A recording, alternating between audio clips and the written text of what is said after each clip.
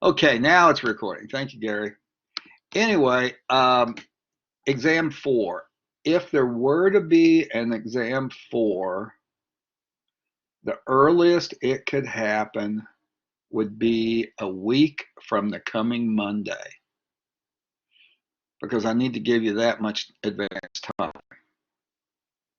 So it could not be next Friday, for example. It would have to be the Monday after that. So I'll get this nailed down this weekend. This is pretty much the last opportunity to do that. And I will send you an announcement if we're going to have an exam 4. And as I said, the earliest it could be would be a week from the coming Monday. And we'll limit what's on it so that it won't be something that we just did like, in the last week or something. Okay? I know some of you were thinking about that one. And we're going to have one more lab, and we're not going to do a research project. The way the class was scheduled last fall was we did one more lab, and we did not have a research experience. But then I wanted to try to do that this semester, but it's not going to work. So we'll just go back to the way it was in the fall, which is one more lab, no research. I don't think there's anything else here on Blackboard we need to talk about. So I'll just pop over to sapling. Let's see. Chapter 6, we should finish today. And the topic introductions and the homework are due on the 27th. So let's see. Saturday's the 25th, Sunday's the 26th. So this would be Monday evening. So I think that should work out for you guys. Okay?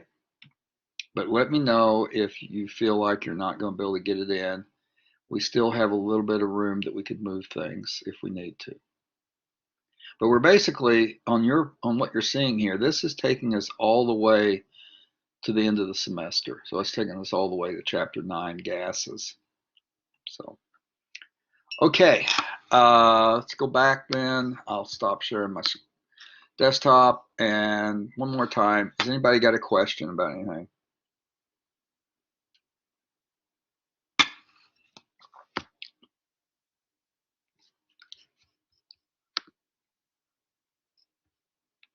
Okay, and a couple other people come in a little bit later. I'm going to go ahead and get you into your groups so that when we do something with the groups, it's all ready to happen. How about chapter 7? Okay, Gary, hang on a sec. I'll get right back to you on that.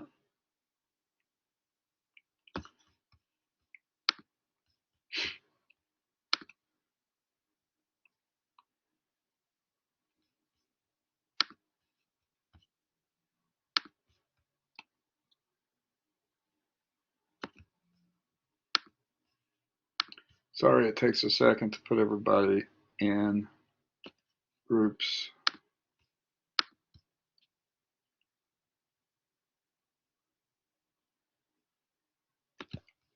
Okay, I've got that now. So now let's go back to Gary's question. What about chapter 7?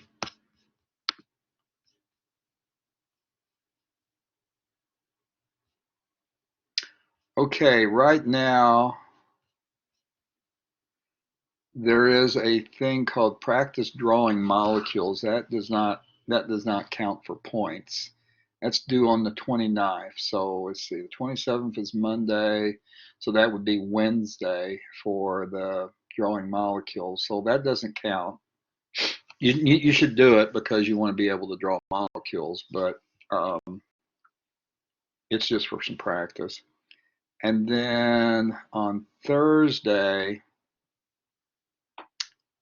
we're starting in with chapter 7. Yeah, I'll probably move that some because that'll be a little bit too soon. So a couple days. So if you've gotten chapter 6 done, then you can sort of relax a little bit, but not too much. Okay. Um, so anybody else? A question? Anything? Oh, by the way, do not inject or drink bleach.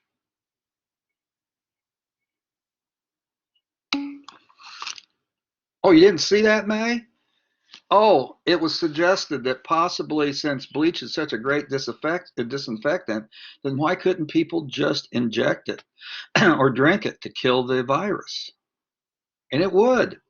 I mean, you could set somebody on fire and get rid of the virus if you wanted to. Just, I mean, I'm waiting for that one where they're going to say you should just pour gasoline on yourself and light up. Yeah, the UV. Yeah, the UV thing was interesting too. Putting ultraviolet radiation inside a person, and that will work. There are water purifiers and other kinds of purification equipment. Well, like what we have to for the goggles in the lab room, the cabinet has UV lamps, and after we close the door, it can turn the light on, and the ultraviolet will kill bacteria and viruses on the goggles. Now, you're not supposed to be exposed to it.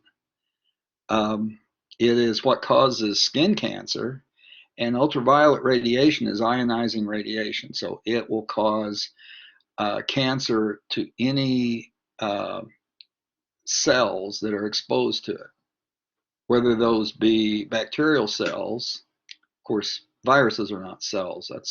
They're not really that. They're something different. But anyway, it would kill them too. But the problem is it would also kill the patient. Or it wouldn't, it might not outright kill them. It'd probably just give them some kind of horrible cancer somewhere.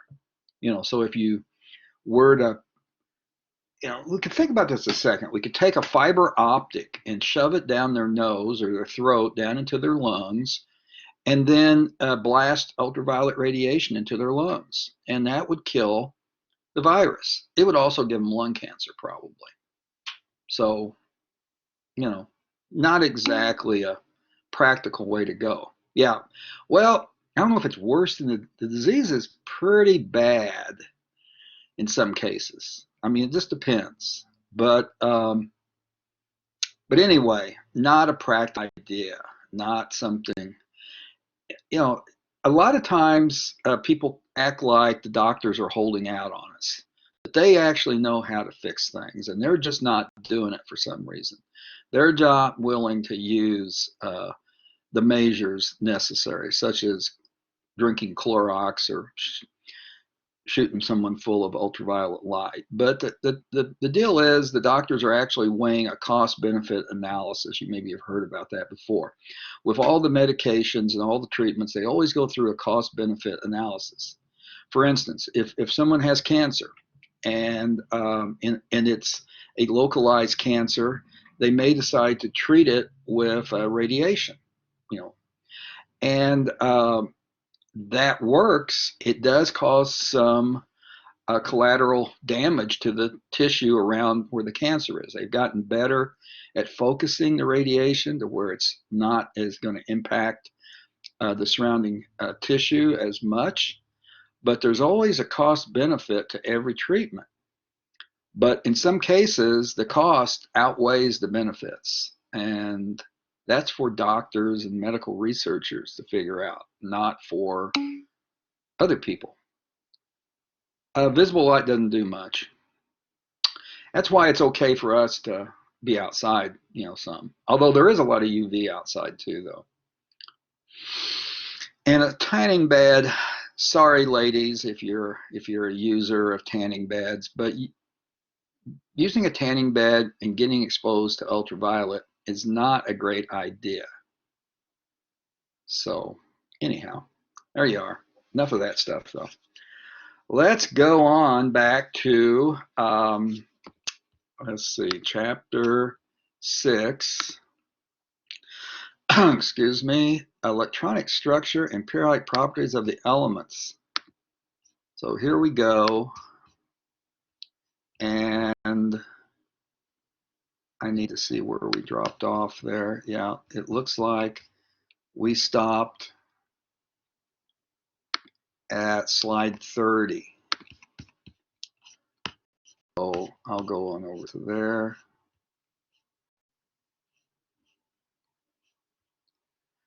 And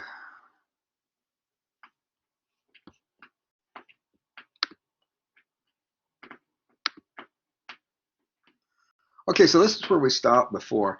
And this was what we were talking about was, in some cases, the electron configuration or the orbital diagram that we would have gotten to using our strategy of a periodic table and considering where the S block is and the P block and the D block and the F block is, it would give us a particular electron configuration.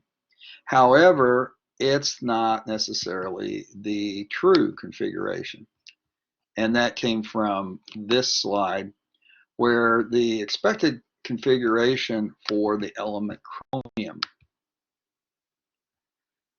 would be this.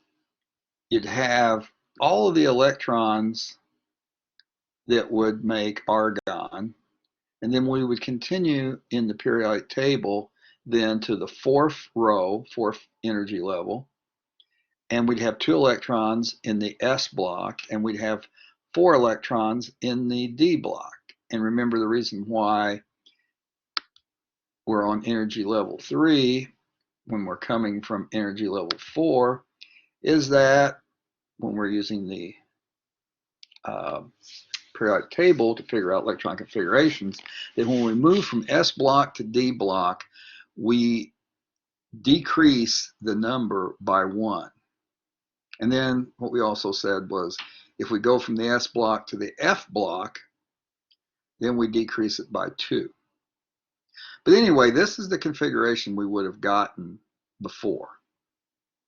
However, the actual configuration for chromium is this. So we have taken, I'm going to erase some of this out of the way here. We have taken an electron from the S and we've moved it into the D. So that now it looks like 4s1, 3d5. As it says, this occurs because these orbitals are very close together. So we can move the electron, that's not a problem. And many times it's more stable to have either all of the orbitals half filled or all the orbitals completely filled in the D block. So that in this case, we are creating a half filled situation, or 5 electrons in the D block. And we had a table following this of examples, and the ones I expect you to know, of the anomalous electron configurations. So instead of, oops, Gary, does this always happen when D? Not all the time. So that's why I just remember this table, okay? So in this case, just memorize this table. So for copper, we're going to change from having 9 electrons in the D orbital to having 10 by taking 1 from the S. And then another example is we're going to go from having, like, oh, this is what we just did on chromium. We're going to go from having 4 electrons in D to having 5 by taking 1 out of the S orbital. And what we see here with palladium is that we could take both of the electrons from the S orbital and put them into the D orbital. And now there is no S orbital in the electron configuration because that 5s is completely empty. We took all the electrons. Okay, we previously was working on a worksheet for doing these. Let's see. I'm going to close this and go to that worksheet.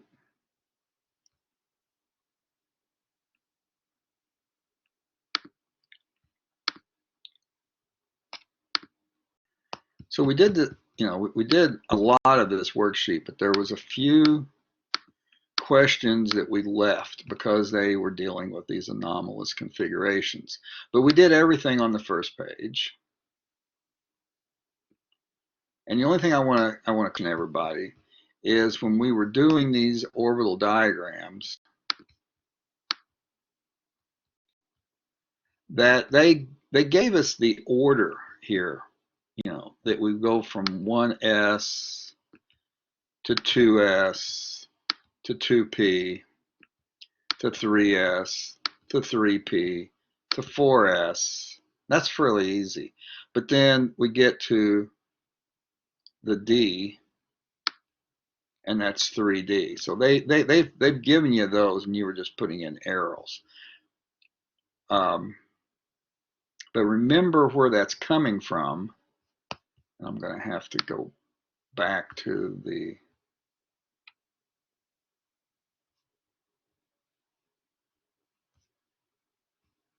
slides for that. Okay, where is it? Oh, there we go.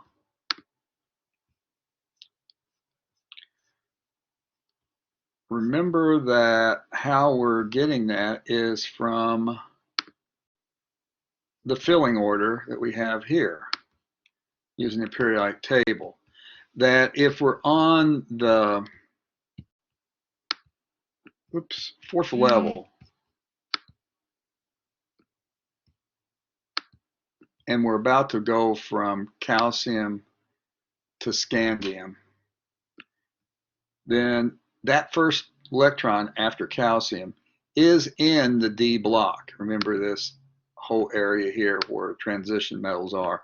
That's the D block. Well, when we transition like that, instead of this being 4D, it's going to be 3D. So we're coming in from calcium with 2 electrons in the 4s. That next electron is going into the 3D. Then whenever we go from, when we fill up all of those on that row of the D block, and we're going to the P block here, that when we move from zinc over to gallium, that this goes back to the 4th level. When we move to the P block, it's the 4P, not the 3P. So we can use our periodic table to see how this filling is going to go. It's going to be 1s for hydrogen, and then if we move over, then it's going to be also 1s for helium for its 2 electrons. And then for lithium and beryllium, we're going to be putting electrons in the 2s. But then when we get to boron and calcium and all those, or excuse me, carbon and all those guys, that's going to be the P. So it's going to be 2P. And then when we've gotten all the way to neon, and now we're about to get to sodium, it's on the 3rd level. So it's going to have 1 electron. Sodium's going to have 1 electron in the 3s. Magnesium's going to have 2 electrons in the 3s. And then when we go from magnesium over to aluminum, we're still on the 3rd level, but now we're in the P block. We're going to fill those up. Then we're going to get to argon. After we get to argon, we're getting to potassium. We are on the 4th level. We got 1 electron in the 4s. If it's calcium, we got 2 electrons in the 4s. And I've already talked about what happens when you go to the D block. So anyway, we went through this before. You guys are doing the worksheet on it. So I am assuming that you do have this worked out in your thinking. So now let's go back to that worksheet.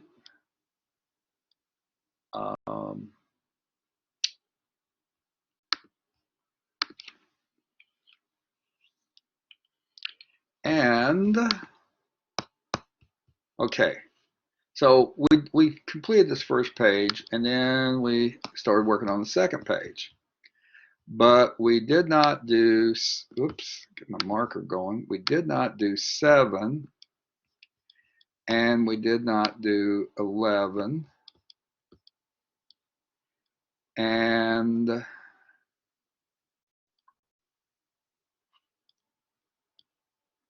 but I believe we did the ions. Yeah, we did do the ions.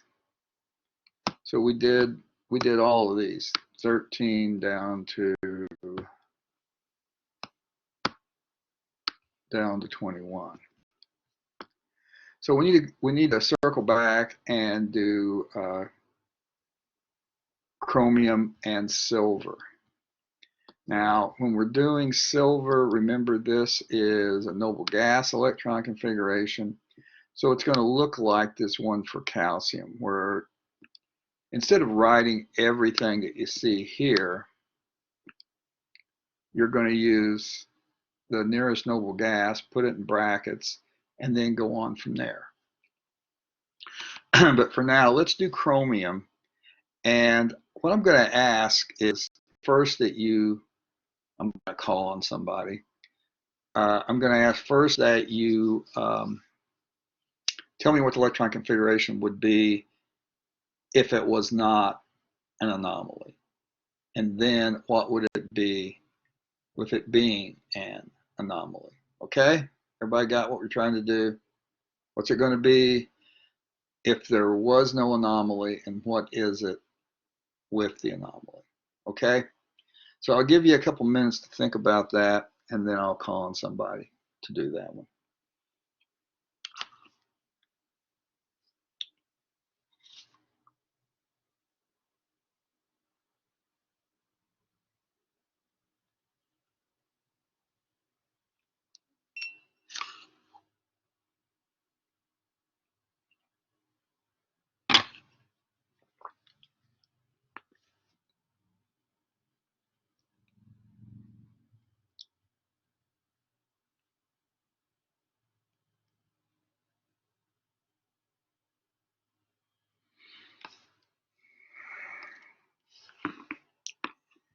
Now, I apologize that it is a pain to type these things out, but I don't know of a good solution to that, so we're just going to have to live with it. Okay, so my phone has randomly picked Bahada to answer that question. So what is the normal electron configuration? Not the anomalous, but the one that we would predict. Would you type that out for us, please? Can you hear me? Oh, what I'm wanting you to do is type out in chat the configuration for chromium, but not the anomalous one, the one that you would predict if there was no anomalies. Okay? Thank you.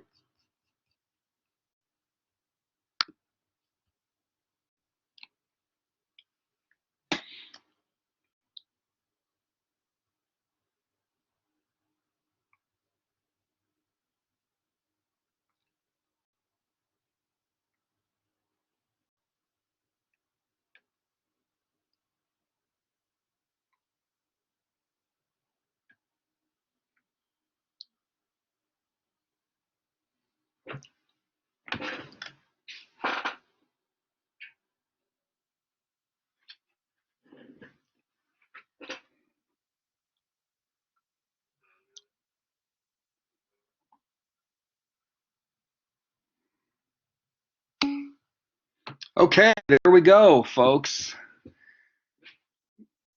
Isn't that terrible to try to read that thing? Okay, 1s2, 2s2, 2p6, 3s2, 3p6, 4s2, 3d4. Anybody disagree? Okay, no one's disagreeing. So now I'll ask someone else, how would that change in being an anomalous configuration? And if you want to, you can just I'm going to let you off easy. You can just type the last part of it. Okay. Actually, you can copy it and paste it too, and then change it. It will allow you to do that. So, Lena, what do you think the anomalous configuration would be? How would it be different? You can just show us the last part to do that.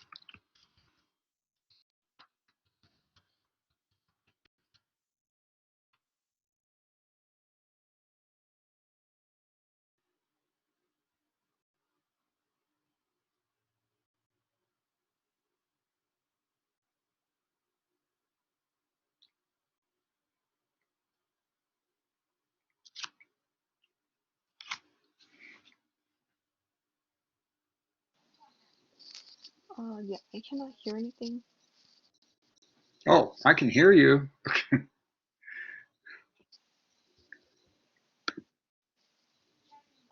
don't know if you heard, but I can't hear the whole thing, whole session.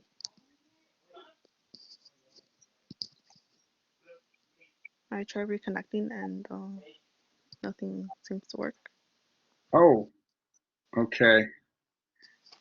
I think that's Lena talking. Okay. I'll tell you what, I'll ask someone else for that one, okay? So how about, and and don't look it up, actually. Okay, hey May, what do you think it's going to be? You can just do the last part of it if you want. Well, okay, well, I would probably think that I'm having trouble reading it, I'm sorry. 4S2, 3D4. I would guess it would be 3D5 and 4S1. Yeah, okay.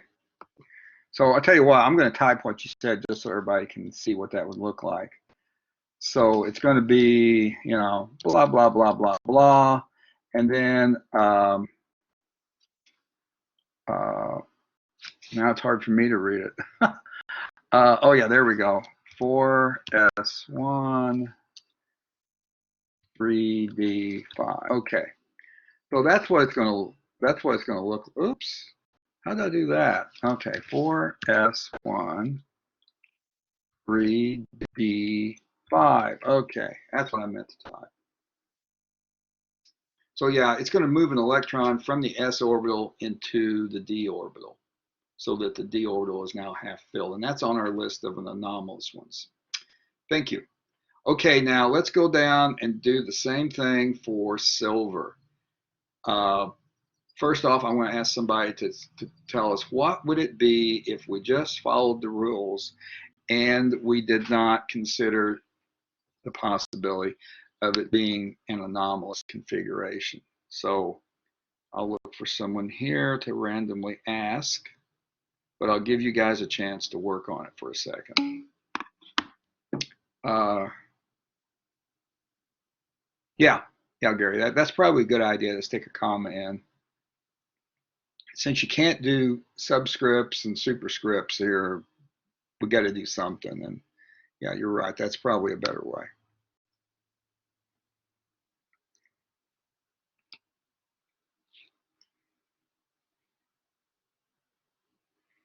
Okay, I'm going to say it and ask it in chat to make sure that the person is hearing me.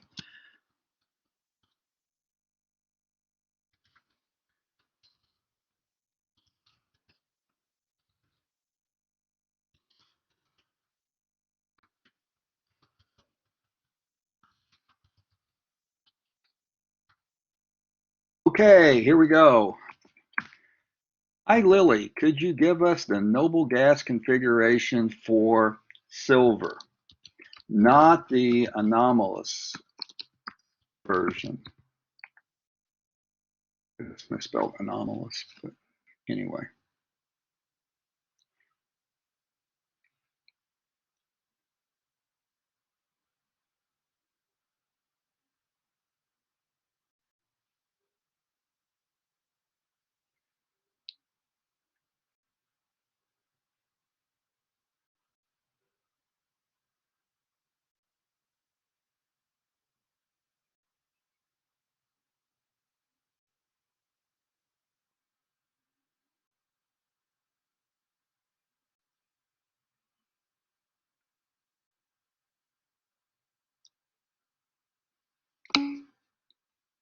Okay, she has 5s2, 4d9.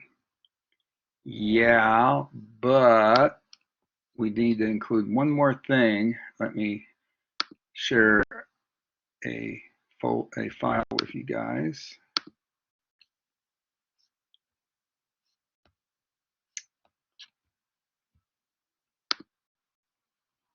Okay, so we're doing silver. So we're right here. Oops, sorry, wrong thing. Okay, so we're doing silver. So what Lily said was 5s2. So one, two, three, four, five. Yes, 5s electrons in there. And then 4d. So we're here on the 4d. And we've got, let's see, 1, 2, 3, 4, 5, 6, 7, 8, 9 electrons in the 4D. So yeah, that's correct. The only thing that you want to also do is you go back to the noble gas that was right before it, and that's krypton. So you'd need to include at the beginning of the configuration the krypton symbol in brackets so that it's going to look like this. And 5s2. I'm going to follow Gary's suggestion for D9. Okay, so it's going to look like that. So you were right, but you do need the krypton in there. Okay, everybody good? So now, yeah, so we want to go back now and then answer the last part there, which was or actually answer the question, and that is, what is the anomalous configuration for that? So I'll put that back up here.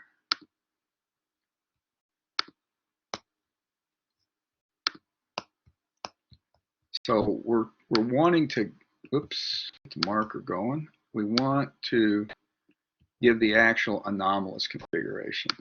So I'll ask somebody for that. You can probably guess what it's going to be.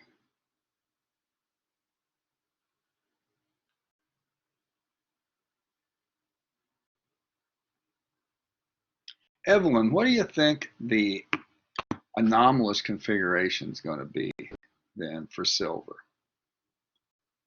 Please type it.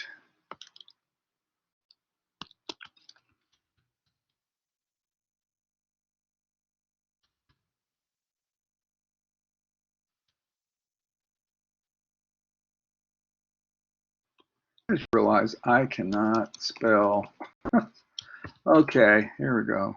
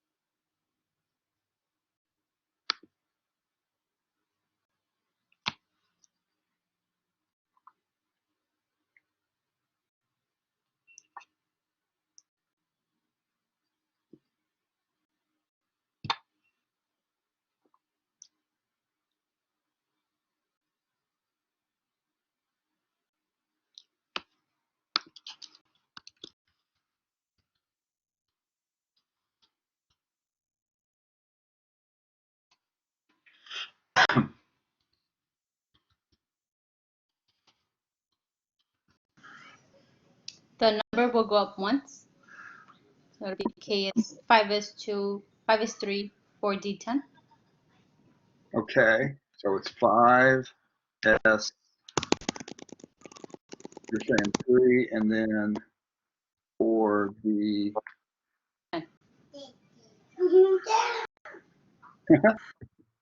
Sorry, I have my kids here. Hey, that's no problem. I'm glad you can do it. You know. Now, is that what you wanted? Or does that make Yes. sense? Okay. Yeah. So, does anybody agree? Okay, May doesn't agree. Okay, May, what do you want it to be?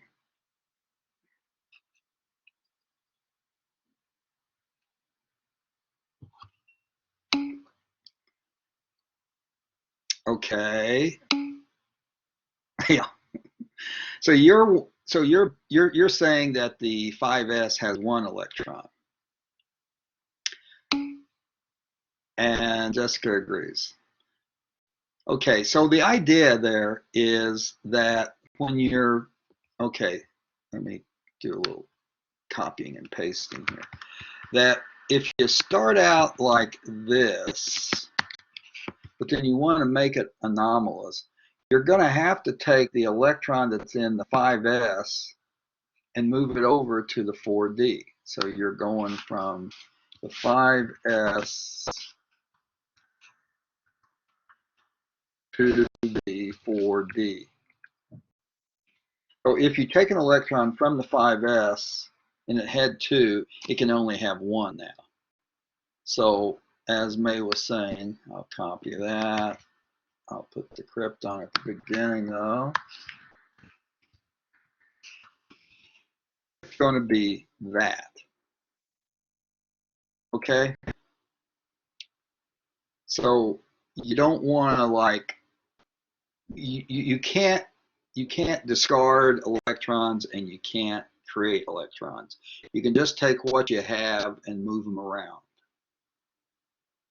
Okay, makes sense to you folks? Everybody good? Anybody got a question? Because that is the end of this worksheet.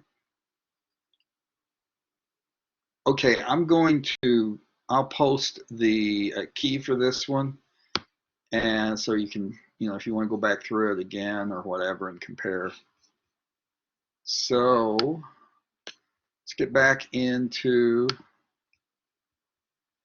the presentation for chapter 6 because we are about to wrap it up.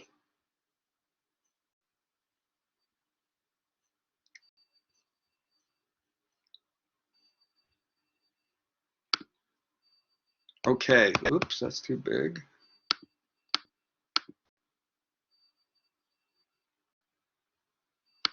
So this was our slide on anomalous configurations. And that's what we just finished up with. Before I move on, has anybody got a question?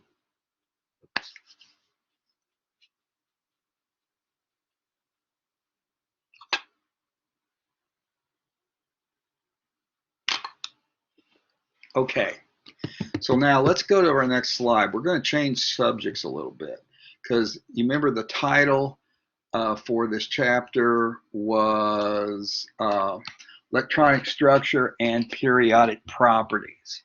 So we're going to be moving into the periodic properties part with the next slide.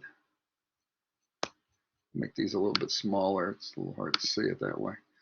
Okay, so in order to do periodic properties, we have to consider something called effective nuclear charge. But before we even do that, let's go back and talk about what periodic properties really are. So if we think about a periodic table, it looks like that. And then what we're basically saying is that if we have an element, say, in this column, all of the elements below it are going to have similar properties. Or if we have an element over here, everything below it is going to be similar. If we have one over here, they're all going to be similar. And this is how the periodic table was initially developed. Someone noticed that if you try to take the elements in the order of their atomic numbers and put them across a row, so now we're going from left to right. If we're doing this, and then if we continue in the order of atomic numbers, we continue now on a new row, that if we get this right, then there is a agreement down the column, okay? Now, obviously, this took some trial and error to figure out, and it's really amazing that people were able to do this when they did it. This was a long, long time ago that they figured this out.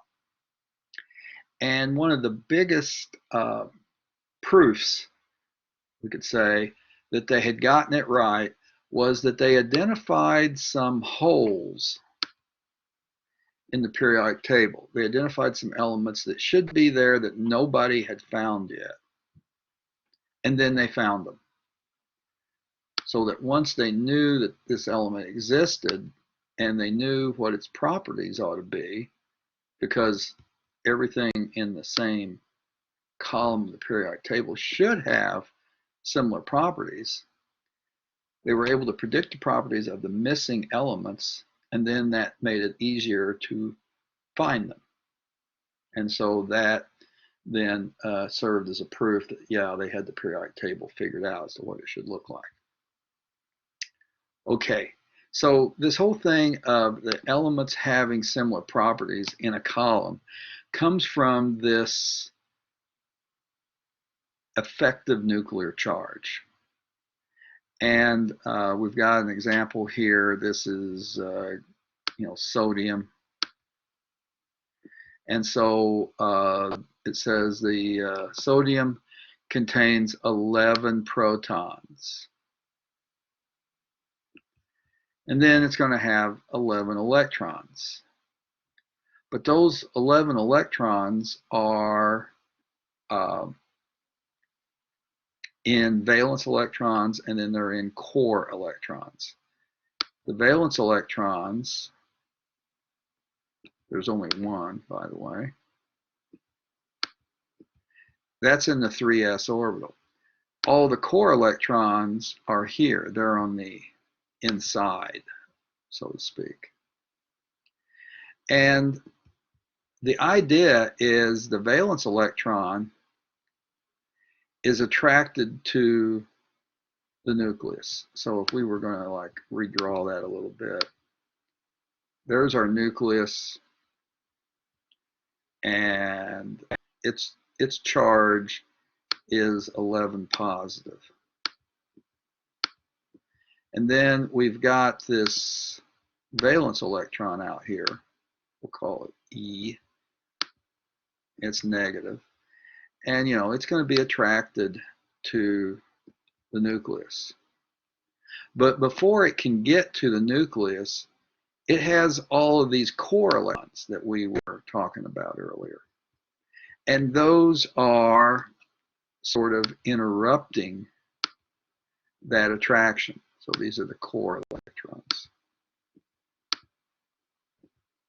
And that causes all the effects that we have in the periodic table.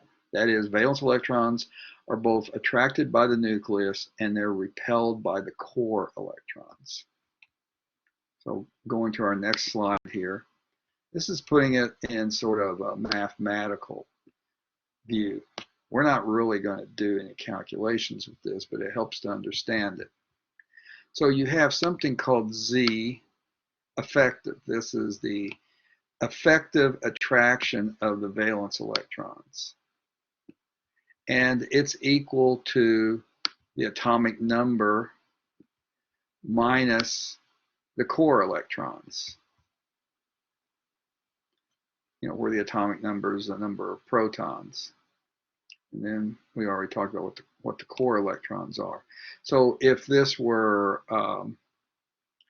sodium, then we'd have an 11 for the atomic number, and then for the screening constant, it would be 10.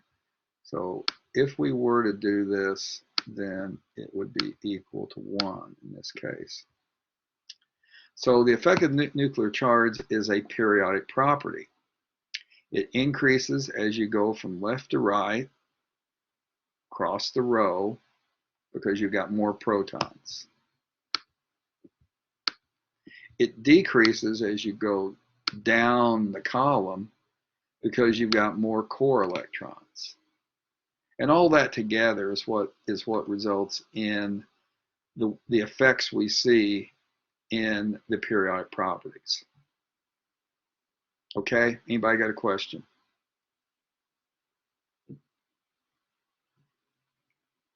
Okay, so what we're going to do from here till the end of the chapters, there are really not that many slides, we're going to be examining different properties of the elements and how they are in a periodic way.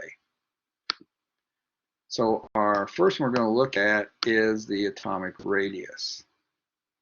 Now, you'd want to think about it as being, okay, here's the nucleus, here's the outermost orbital, and it's going to be this distance right here. But we don't really do it that way because we have no way of measuring where this most orbital boundary is.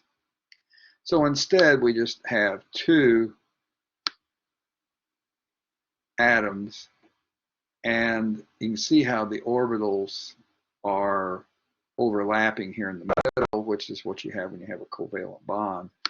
And then now the way we're going to measure it is the distance between the two nucleus. So we're measuring that distance, okay? Now that distance is equivalent to the radius, but we're just doing it a little bit differently. All right? So now what we have below here is what the property is. That the largest, I think I'll type instead of draw that. The largest atomic radius is going to be in the lower left-hand corner. Okay, and then so the smallest is going to be in the upper right-hand corner.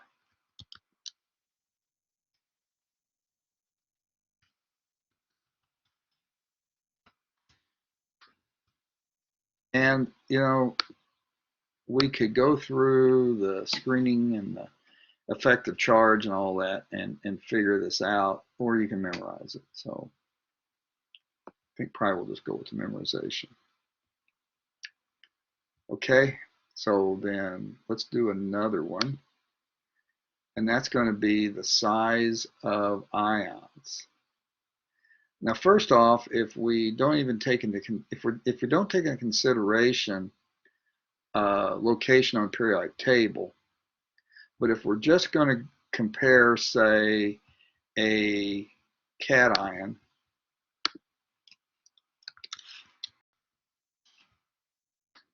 with its with the atom that it comes from.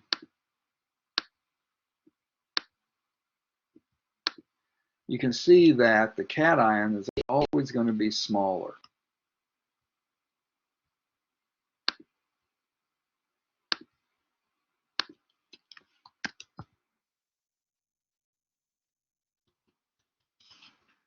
And than the atom that it's derived from. See, we're comparing aluminum. Oh, my connection's going poor. I'm going to shut my camera off. Anyway, we're comparing the atom, the aluminum atom, to its cation. And you can see that it's not quite half the size that it was. Now, the way that we can think about this is that for the atom, then we'd have to look at the periodic table, see how many See what its atomic number is. I should know that. I can't remember.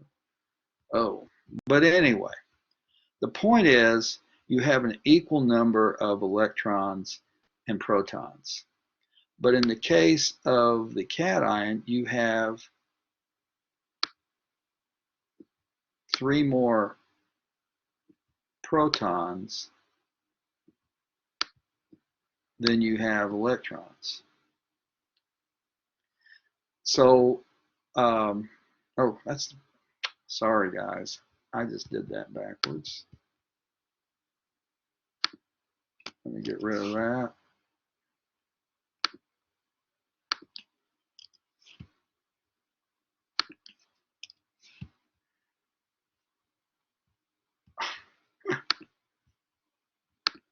Okay, let's do it like this. We have 3 less electrons than we have protons.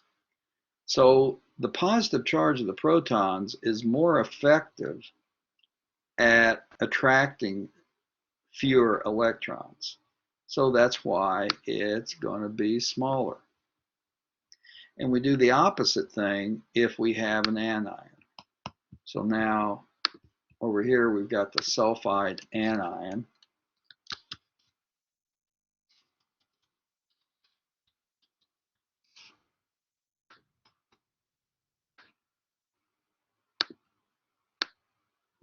And you notice that it is larger than the atom that it came from.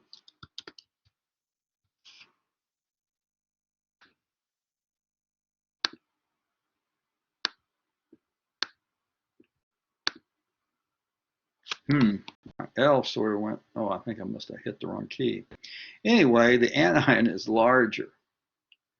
And for the sulfide then, what's going on there is you have 2 additional electrons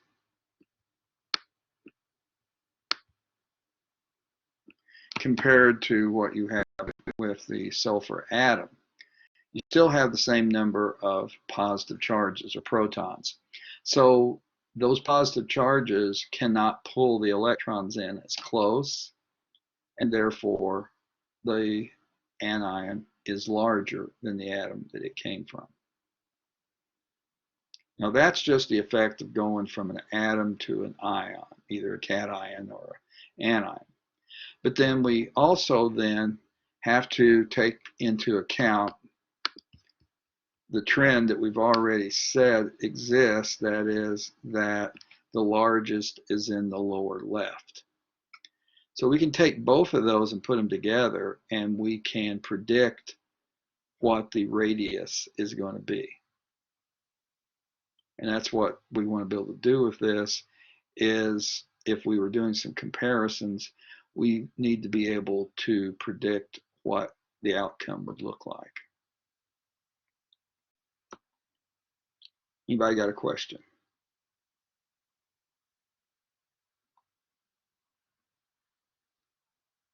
Okay, let's go to another idea.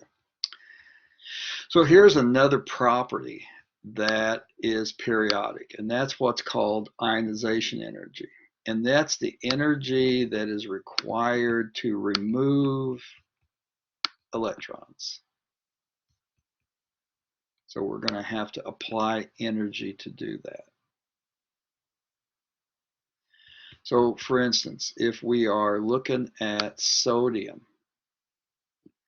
and we want to take away 1 electron, that's what this column is doing here, is we have removed 1 electron.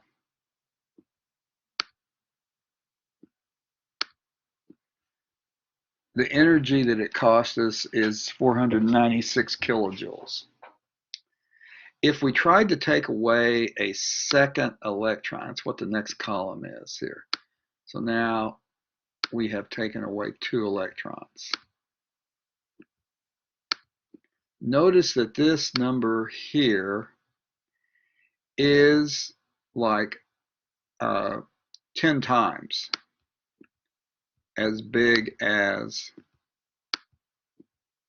removing the first energy, or removing the first electron, sorry. So that means that it's not likely to happen. No, you're not going to memorize tables. No, don't need to memorize tables. Just need to be able to interpret tables, okay? But don't worry about ever memorizing tables, at least not with me. So you remove one electron, it costs you 496 kilojoules. You remove a second electron, now it's going to cost you 4,562. So what that's saying to us is the only possible anion that can occur with sodium under normal conditions is one that has one positive charge, okay? And that's what we already know, that sodium is in the first column of the periodic table, and every metal in that first column, its charge is always going to be +1, okay? So now let's look at magnesium. We can take away one electron, excuse me, I'm not there yet, I'm getting ahead of myself. We can take away one electron and it's going to cost us 738. We can take away another electron and it's going to cost us 1,451. Now that's twice as much, but it's still not a huge difference. But if we tried to take away a third electron, that's what this next column over is. We're taking away total of 3 electrons. That's going to cost us 7,733. So that is roughly 10 times what it took to take away the first electron. So it's not going to happen. So magnesium is going to only have a charge of +2. It's not going to have one of +3. You guys see how this is working? Okay, I'm going to erase to make a little more room to do aluminum. So now let's consider the situation with aluminum. You remove one electron, it's 578. You remove 2 electrons, it's 1,817. You remove a third electron, it's 2,745. You try to remove a fourth electron, and it's 11,577. So that's not going to happen. So the charge that we're going to expect to have for aluminum is going to be 3+, not 4+. And that's why you're not going to see one that is 4+. Anybody got a question here?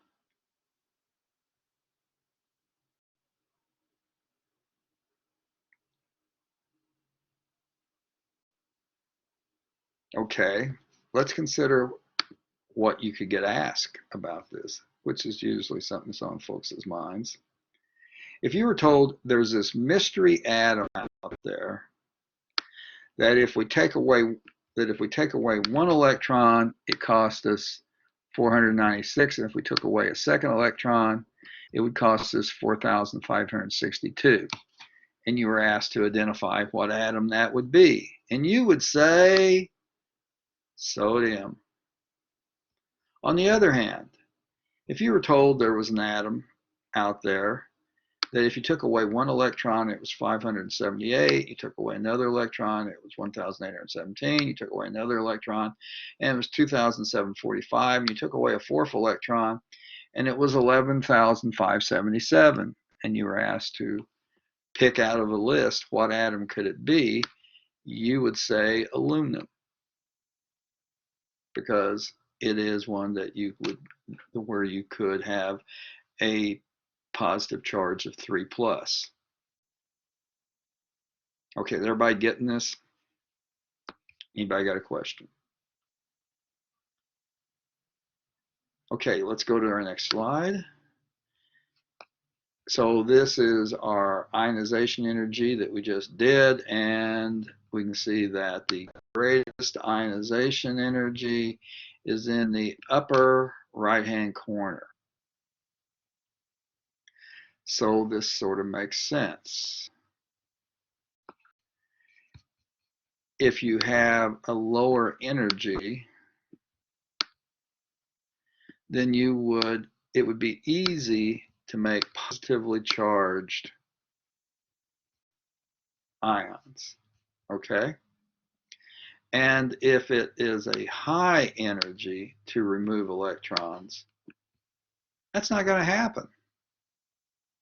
So that if we take the periodic table and consider the metals,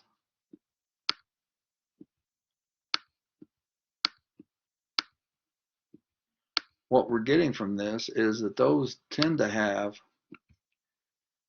low ionization energies, therefore facilitating making positively charged ions, which we call cations.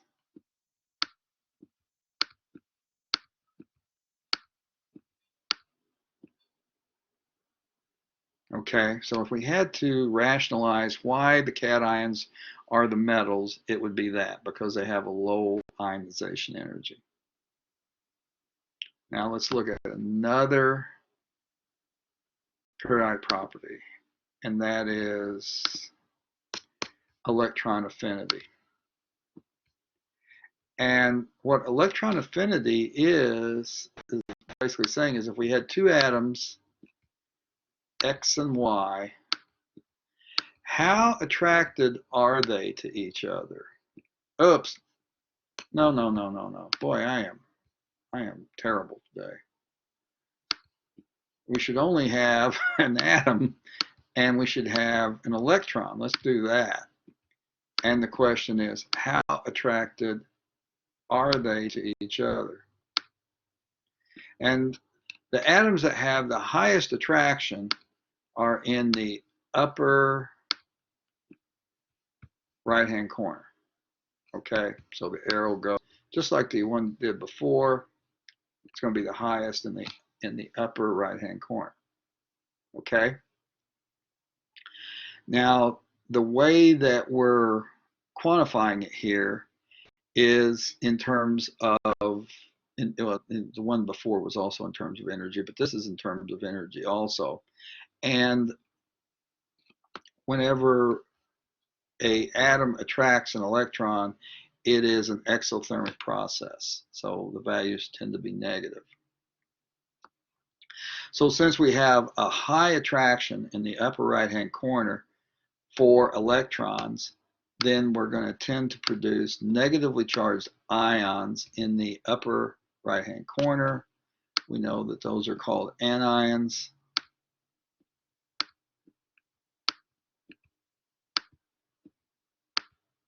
Boy, a kindergartner, or no, yeah, let's say kindergarten is doing chemistry today. Anyhow, we have this stair step between the two areas, and up here we have the nonmetals, and this is basically saying why the nonmetals tend to make anions or negatively charged ions, and that's because they have a high electron affinity. So now we got one more periodic trend that we should look at, and that is how reactive are atoms with water. The most reactive is it's on a diagonal line here. The most reactive is going to be the lower left-hand side. The least reactive is going to be in the upper right-hand side. And you probably remember that we did some experiments in lab where you took things like calcium metal and other things and put them in the water and you watched them bubble. And you could see at that time, that as you, let's see, I think we did magnesium and calcium. Calcium bubbled, magnesium really didn't do anything. And so that's an illustration of water reactivity. So if I move over to that first column of periodic table and start going down lithium, sodium, potassium, rubidium, cesium. If we drop those into water, if you put lithium in there, it bubbles, but it's not too bad. You put sodium in there and it starts to spark. If you put potassium in there, it starts to burst into flames. Cesium, it explodes. So you can go on YouTube and see videos of this. It's sort of fun to watch. I should have had one for you guys. Okay, anyway, that's the end of the periodic trends. Anybody got a question? Because this is the last slide on this chapter.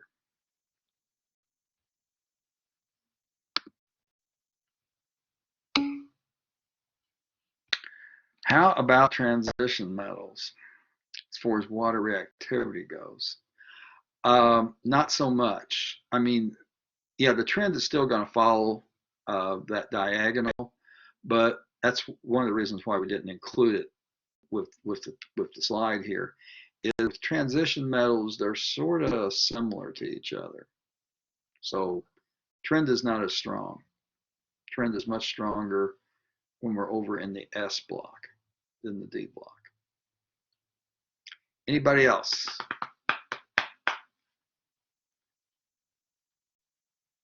Okay, then we are going to move on to the next chapter. And that is going to be chemical bonding.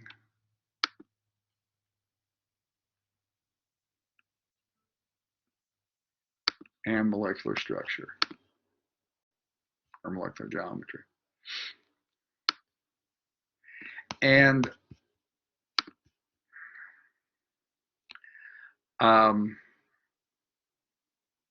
the thing about what's going to make this, important is that molecular geometry eventually gives us the shape of a molecule. And the shape is going to give you its properties.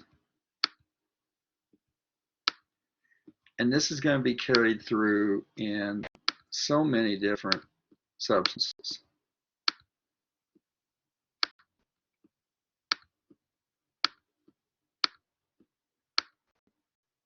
Before we were looking at periodic properties, but those were for elements. But now we're really looking at compounds, and we're looking to see, is their shape, and from their shape, then we can predict what their properties are going to be.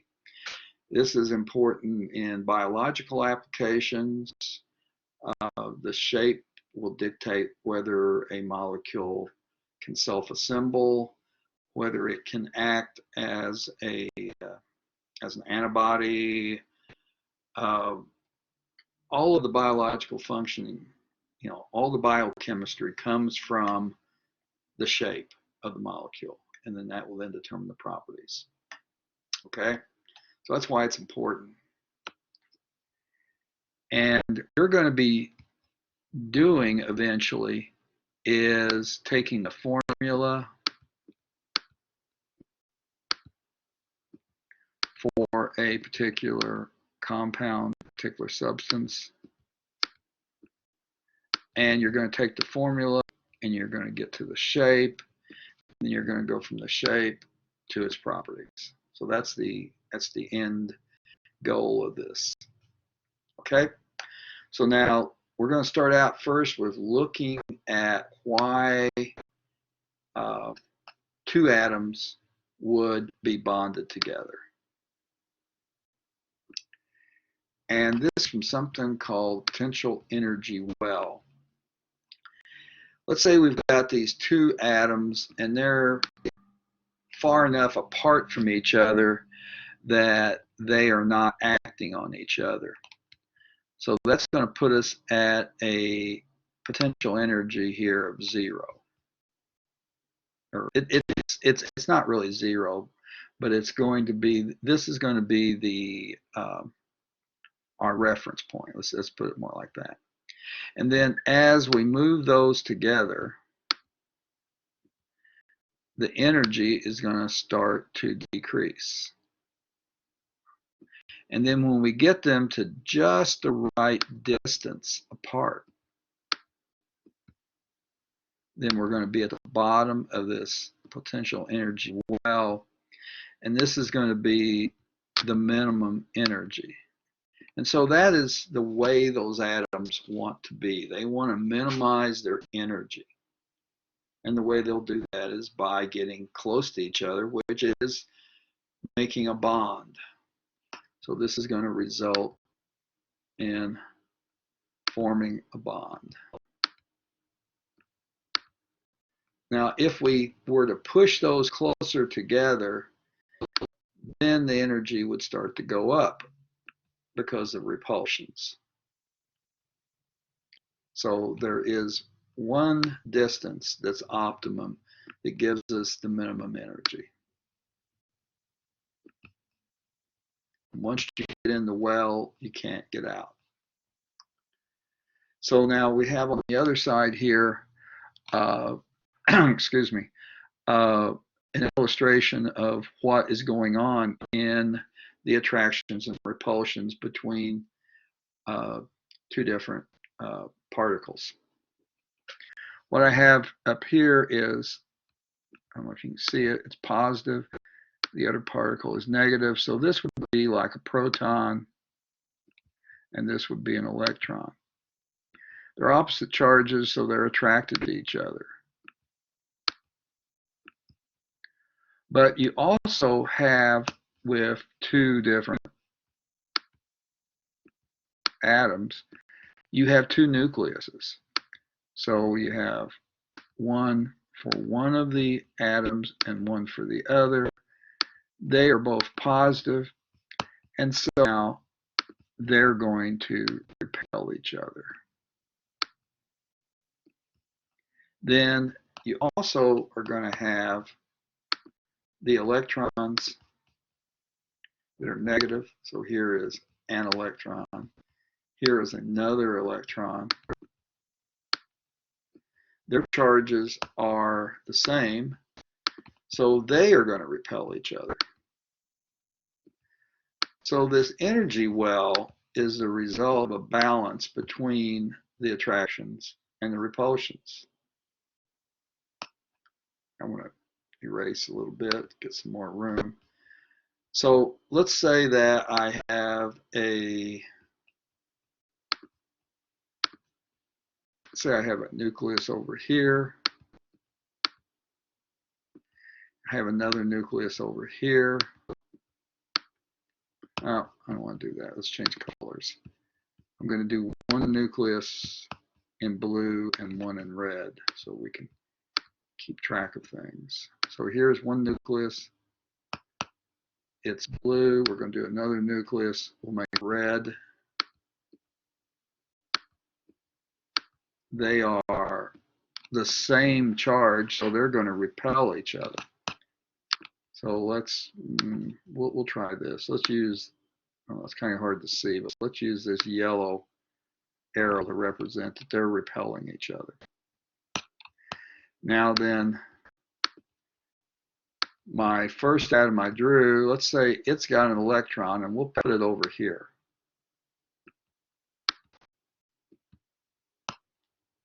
And then the other atom, let's say it's got an electron, and we'll put its electron over here. And now I'm going to go for another color. Let's go with green, I guess. There is an attraction between the blue electron, the blue electron and the blue nucleus, but there's also an attraction between that electron and the red proton. So they're attracted to each other. We got the same thing happening with the red electron. You know, it's attracted to the other proton and to, you know, what was originally its proton. But again, we've got the repulsions to consider. That is, these electrons are repulsing each other.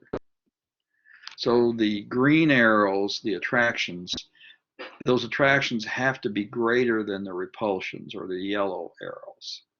And we have that condition when we are at the bottom of the energy well. The distance is just right for the attractions to exceed the repulsions. Okay, let's go to the next slide. We're going to need to consider for a moment electronegativity. Now, we had in the previous chapter electron affinity. Oops. Try it again, electron affinity.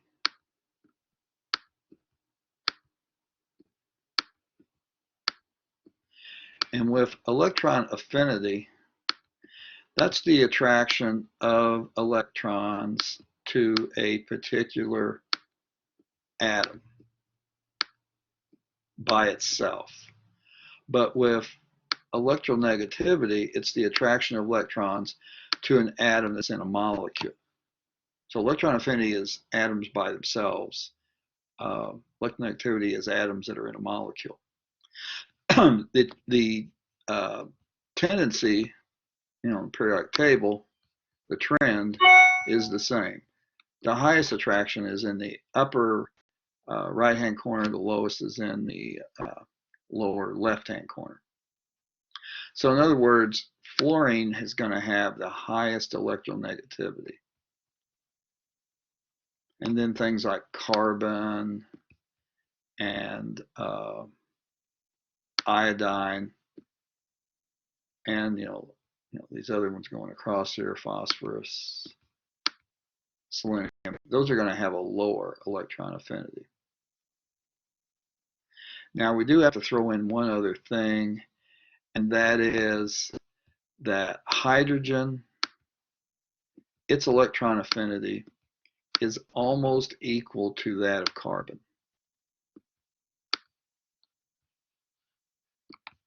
So you want to remember that, because that's going to come up later on.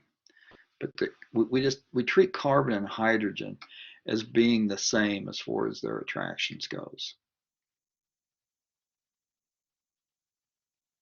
Okay, we're going to come back to electronegativity actually in the next slide, and then we're going to come back to it later on. So now this next slide is comparing different bonds and their electronegativity difference. If we have something like, say, hydrogen, molecular hydrogen, so we've got H2, or we've got a hydrogen bonded to a hydrogen. Well, those two, both of those atoms are the same. They both have the same electronegativity. The electrons are equally attracted to both hydrogens. And in that case, then, the electronegativity difference between the two atoms, the difference is zero, because they have the same electronegativity. And we're going to classify that bond as being purely covalent. We've talked about covalent bonds before, that they're going to occur between nonmetals. Now, another example would be something like Cl2. So now we've got a chlorine bonded to a chlorine. Both atoms are the same, so again, electronegativity difference between them is going to be zero, because they both have the same electronegativity. So that bond in the Cl2 is purely covalent. Now let's switch up a little bit, and we'll go to sodium chloride.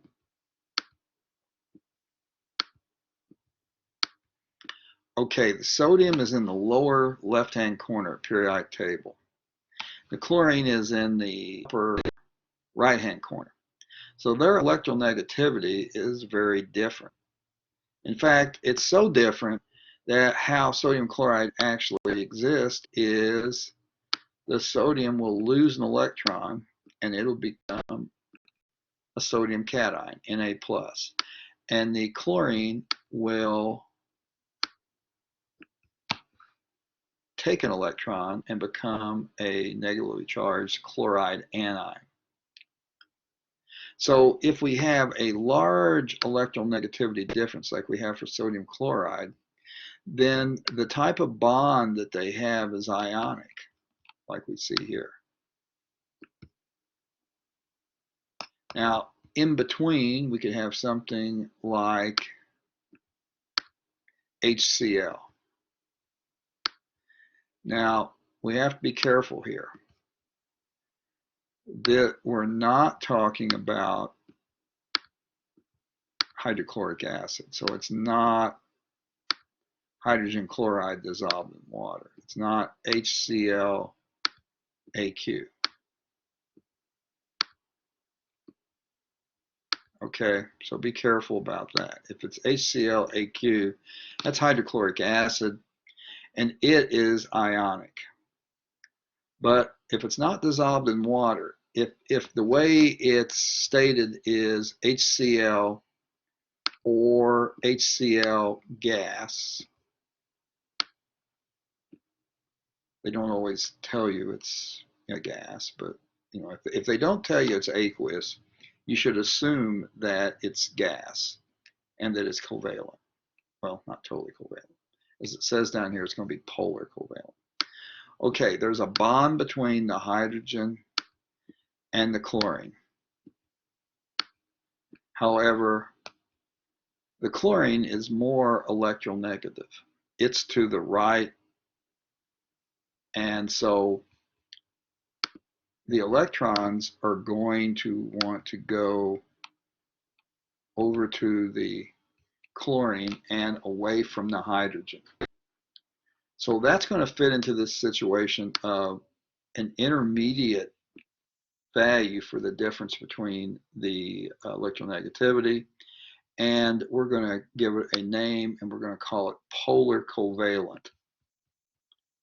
Polar means that another way of illustrating this, I'll draw another hydrogen chloride molecule here. A way to illustrate this is that the hydrogen atom is going to be positive and the chlorine is going to be negative, but not like what we have down here for sodium chloride. We're going to have to add one thing to our designation. We're going to make a little squiggly symbol that looks like that, and we're going to do the same thing over here with the negative. So this squiggly looking symbol, that's a Greek lowercase d. So it would be like that if it was in, not Greek. But anyway, that means that it is partial. So it's not fully positive, and the chlorine is not fully negative. It's only partly positive and partly negative. So that's what you have in the case of polar covalent. Now we're going to come back to this stuff a little bit later, but this is just to get you thinking about it, okay? But does anybody have a question so far?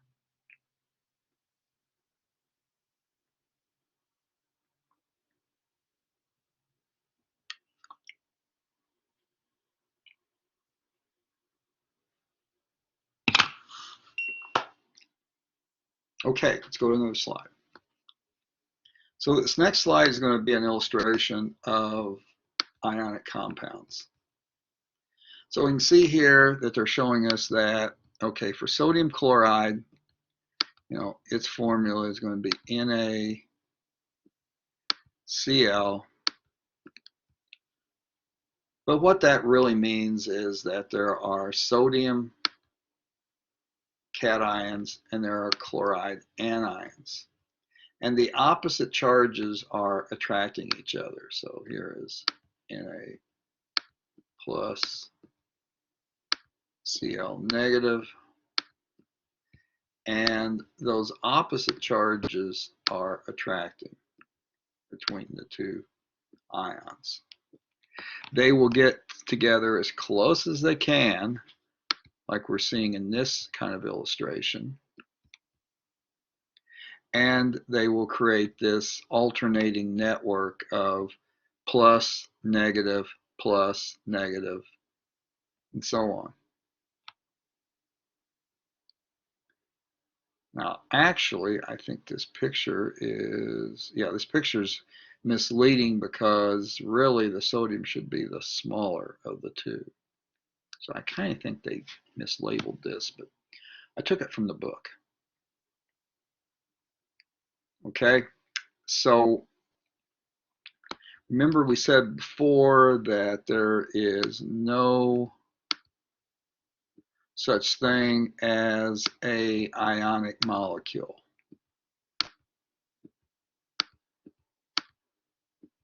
You're not going to find one sodium and one chloride. You're going to find them in some kind of a crystal, or dissolved in water. Then you got the ions first in the water. But in any case, there's not going to be a molecule like that. Look at Gary. Oop. Those messages go away pretty quick. Doesn't matter which ion is on the, no, it does not matter what, no, this is just like taking a sample. If we were to take what we're seeing here and make it, just put a lot more sodiums and a lot more chlorine, something like Avogadro's number of each, then we would finally get up to a crystal. And for some materials, the crystals are actually cubic.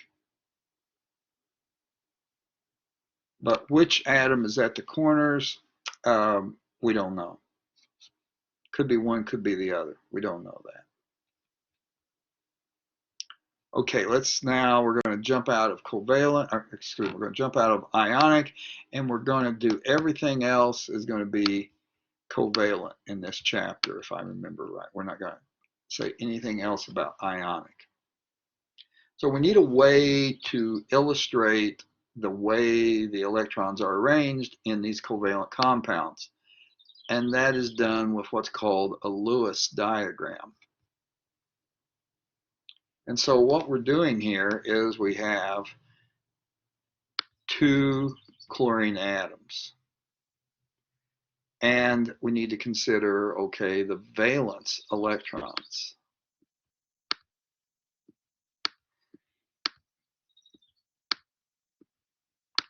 So if we look at chlorine on the periodic table and we look to see what row that is on, and we counted all of the S electrons and all of the P electrons, we would get 7 electrons. Okay, you would get 7 electrons if you're looking at a periodic table. And this is the valence. It does not include the core electrons. The core electrons are not involved in these bonding things. So I've got here the 7 electrons. And the way we normally draw those out is in pairs if we can. So we've got one pair, another pair, another pair. There's still one more electron left over, so it's by itself. Now, if that chlorine atom approaches another chlorine atom close enough so that you get into the energy well that we were talking about, you know, oops, a bit more like that. So if we were going along and getting closer, closer, closer, and you finally fall in the well, then you'll end up with a chlorine molecule. And what is holding the molecule together is this pair of electrons. So one pair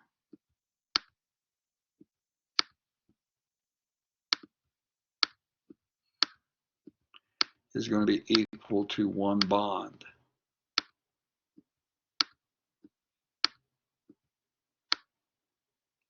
So that we could draw this, you know, Cl, a line, and Cl. We're supposed to include all of those other pairs, but I'm not going to draw it here because that's just way too tedious. So we're not going to try to do that. Okay, let's go on from there. So here we are doing this again, except now we're going to look to see how many electrons each atom in our compound, how many electrons each atom can claim, so to speak. So our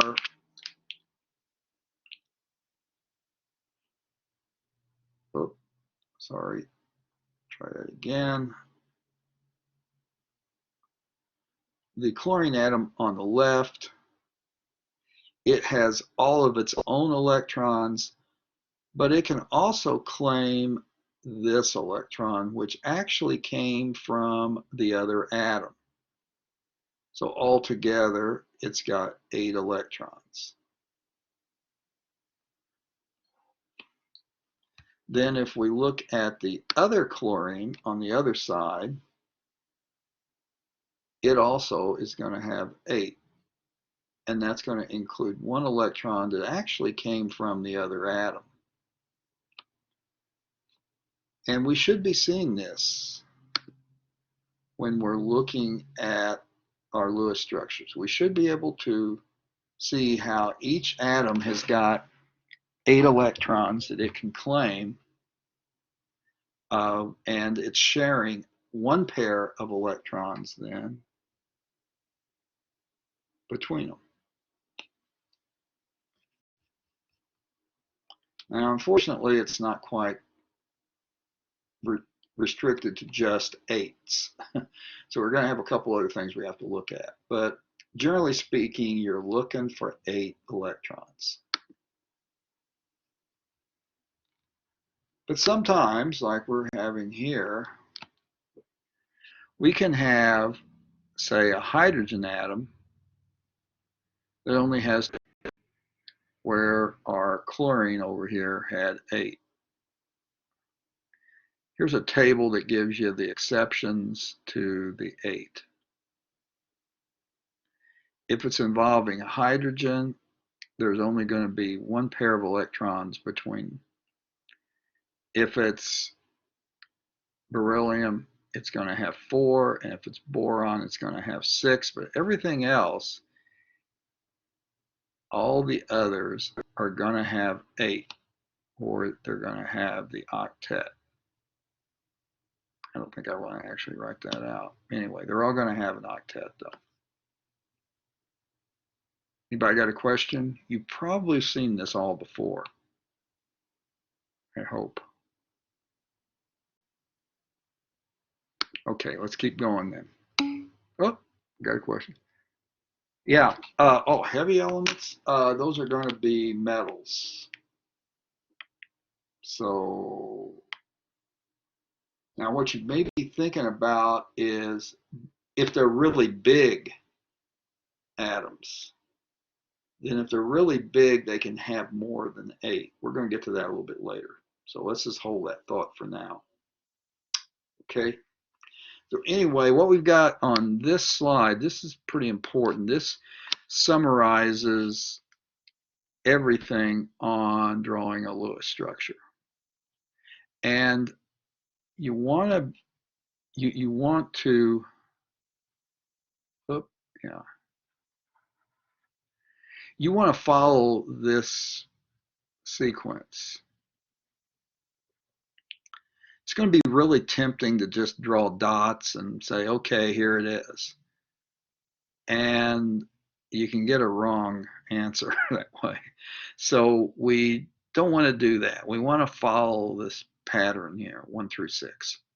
So the first thing you're going to do is you're going to add up all the valence electrons for all of the atoms that are in a compound. okay? Then if it happens to be that it's not a molecule, but it's actually a polyatomic ion, and it's a negatively charged polyatomic ion, then you add one more electron to your pot of valence electrons for each charge. And if it's a cation, you're going to subtract one. Then you're going to connect all the atoms with single bonds. A single bond requires 2 electrons, so you subtract 2 for each bond from the total. Then if you still have electrons remaining, then you take the remaining electrons and complete the octets of the exterior atoms. Unless the exterior atoms happen to be hydrogen, beryllium, or boron, in which case they're going to have 2 or 4 or 6, not 8. Then if you still have remaining electrons after all that, so you keep subtracting from the total, then you put the remaining electrons on the center atom. And those electrons are going to become what's called lone pair electrons. Then you check to make sure that you have octets for everything that should have an octet. And if you don't have an octet, then you can make a multiple bond. You're going to see examples of all this stuff. And then in the case up here of where you had an anion or a cation, those are polyatomic ions. You put a bracket around the Lewis structure, and then you indicate what its charge is. And we're going to be going through a bunch of examples of these things. Then you're going to be doing a worksheet, and I think that by the time we're done, you ought to be able to come up with the Lewis structure for just about anything. Okay? So now let's do, we're going to do an example here. I'm going to erase. Let's say that we're going to do, oops, I need to get my marker going first. Let's say that I'm going to do carbon tetrachloride. So CCl4, carbon tetrachloride. Well, you want to make a table of your valence electrons. So you've got 1 carbon and you've got 4 chlorines. And then we need to look at the periodic table to see how many valence electrons does carbon have. Sorry about that phone ringing. Hopefully somebody's going to grab it. Oh, not yet.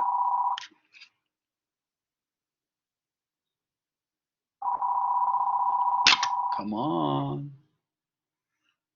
Anyway, we're looking at the periodic table. Carbon has 6 valence electrons. Has 2 electrons in the s orbital and has 2 more in the p orbital. Then for chlorine, chlorine's going to have 7. It's going to have 2 in the s orbital. It's going to have 5 in the p orbital. Then we're going to, multiply these by however many we have of each. You've got 1 carbon, so 1 times 6 is 6. And then 4 times 7 is going to be 28. And then we add those together, and we'll have 34.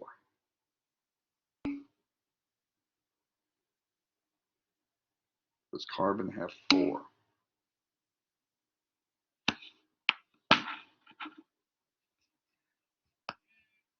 I am sorry, I don't even have a periodic table in front of me, but let's see, there's 2. And then there's, oh yeah, you're right, it's 4. Yeah, it is 4. I'm sorry, guys. See, I'm making this up as I go here. I don't even have a periodic table in front of me.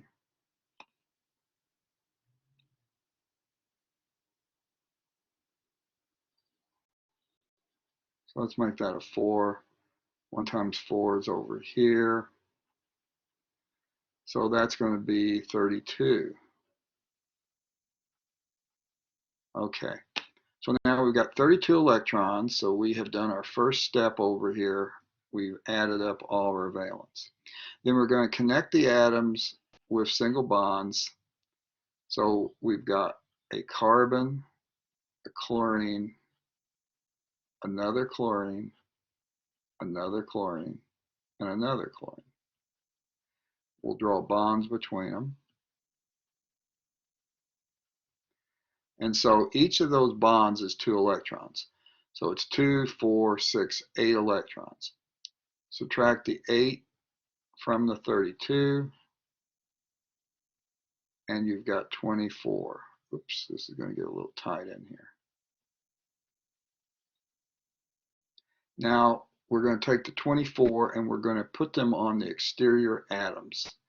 Now here's a way to do it. Go 1, 2,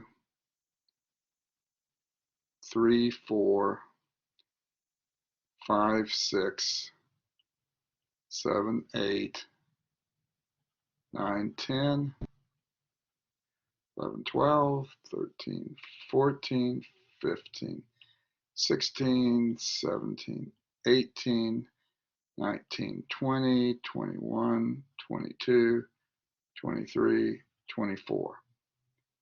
And then what I should do is subtract the 24 from the 24 to show that there are no remaining electrons. So since there are no remaining electrons, we can't do step 3. We can't complete any octets because there's no electrons left. So be careful when you're doing this. Don't just throw in electrons if they're not there. And we don't have any left. But fortunately for us, oops, I'm going to change colors. Fortunately for us, each of these chlorines has 8 electrons, 2 in the bond, and then 6 more. Can we take 24 and divide it by 4 for the amount of electrons per? You can, but if you're right, that'll work. Just as, yeah, you can do that too, whichever you're more comfortable with. But we do want to wind up with, you want to evenly distribute the electrons. Okay, let's put it that way. And so the best way I know to do that is to put a pair on one atom, put a pair on the next, put a pair on the next, put a pair on the next, and just keep going around until you've used them all up, because you want to evenly distribute the electrons. Okay, let's look at one more thing while we got this picture up, and that is, does the carbon have an octet? Well, it's got a pair, another pair, another pair, another pair. So the carbon has 8 electrons, so it has an octet. So even though there was no electrons remaining, we don't need them because we've got an octet. And since there's no remaining electrons, we don't do step 4. Okay? And then we already did this, but we want to check to see if everything has an octet. It does. So that is our structure without all the circles and stuff. Okay, so you guys see how you get there. It's not a polyatomic ion. So you don't have to do that. Now we're going to work through examples, and we're going to use these same rules over and over and over and over and over and over and over. And we're going to see some exceptions of things we have to deal with. But has anybody got a question?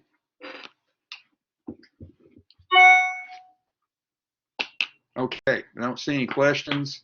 We got like 1 minute left. I'll just encourage you guys to be safe, be well, take care of your people. You know, make sure that they're being safe. And I'll see you guys on Monday. Take care.